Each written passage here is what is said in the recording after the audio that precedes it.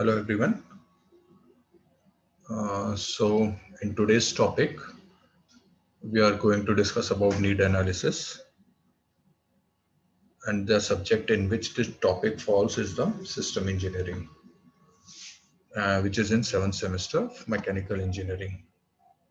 So let's continue with our topic. So first of all, the outline of our presentation is in the need analysis, we are going to discuss about originating a new system.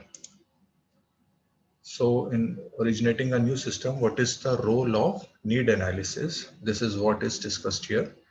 As you know, the primary objective of the need analysis phase of the system life cycle is to show clearly and convincingly that a valid operational need or potential market exists for a new system or a major upgrade to an existing system, and that there is a feasible approach to fulfilling the need at an affordable cost with an acceptable level of risk. So the primary objective, the main objective of the need analysis in any life cycle of a system is to show clearly that a valid need exists in the market, and the valid need is satisfied by a major upgrade in the system or by opting a new system or developing a new system at an acceptable level of risk. It answers the questions of why a new system is needed and shows that such a system offers a sufficient improvement in capability to justify the effort to bring it into being. This is achieved in part by devising at least one conceptual system. So how you are going to originate a new system? Basically, the available system, the available conceptual system which you are having.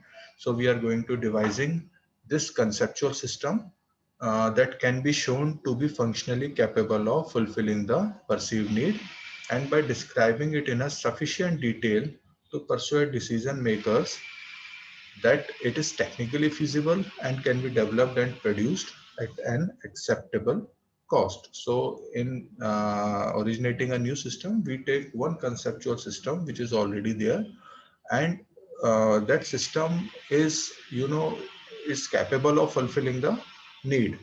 And that system is to be described in such a way so that the technical feasibility of the system can be accepted. In short, this whole process must produce persuasive and defensible arguments that support the stated needs and create a vision of success in the minds of those responsible for authorizing the start of a new system development. Then the next point is the place of need analysis phase in the system lifecycle. What is the place of need analysis in any system life cycle? The exact beginning of the active development of a new system is often difficult to identify. So, in any system which is in a development phase, we cannot justify where the system has started its beginning. So that is very difficult to tell. This is because the earliest activities in the origin of a new system are usually exploratory and informal in nature, without a designated organizational structure, specified objectives, or established timetable. Rather, the activities seek to determine whether or not a dedicated effort would be justifiable based on an assessment of a valid need for a new system and a feasible technology approach to its implementation. In a technology-driven system development, typically of new commercial system, the need analysis phase is considered to be part of the conceptual development stage. However, there must be similar activities such as market analysis, assessment of competitive products, and assessment of deficiencies of the current system relative to that proposed new system that establish a bona fide need for a product that will be the object of the development.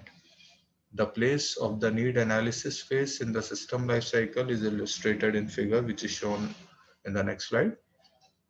Its input are seen to be operational deficiencies or technological opportunities. The inputs of the figure will be operational deficiencies and technological opportunities. Its output to the following phase: concept exploration. What is concept exploration? Basically, are an estimate of system operational effectiveness that specify what results a new system should achieve to meet the identified need together with system capabilities. And what is system capabilities? It is the output of various operational analysis and system studies which provide evidence that an affordable system capable of meeting the effectiveness target is feasible. So in this diagram, it is shown clearly. There are two phases: need analysis, and the input of the need analysis is operational deficiencies and technological opportunities. The activities involved in the need analysis is system studies, technology assessment, operational analysis. The output of the need analysis is the system operational effectiveness and system capabilities, which is the input of the next phase, which is the concept exploration. Its inputs are seen to be operational deficiencies and technological opportunities. Its output to the following phase, concept exploration, are an estimate of system operational effectiveness that specify what results a new system should achieve to meet the identified need, together with system capabilities, the output of various operational analysis and system studies, which provide evidence that an affordable system capable of meeting the effectiveness target is feasible. So, as discussed above and depicted in the figure, the impetus for the initiation of a new system development generally comes from one of two sources. First source is the perception of a serious deficiency in a current system designed to meet an important operational need driven, and the second one is technology driven. And what is technology driven? An idea triggered by a technological development whose application promises a major advance over available system in satisfying a need. Either of these may then lead to investigation and analysis that eventually culminate in a program to develop a new system. Quite often, both factors contribute to the final decision. Thank you.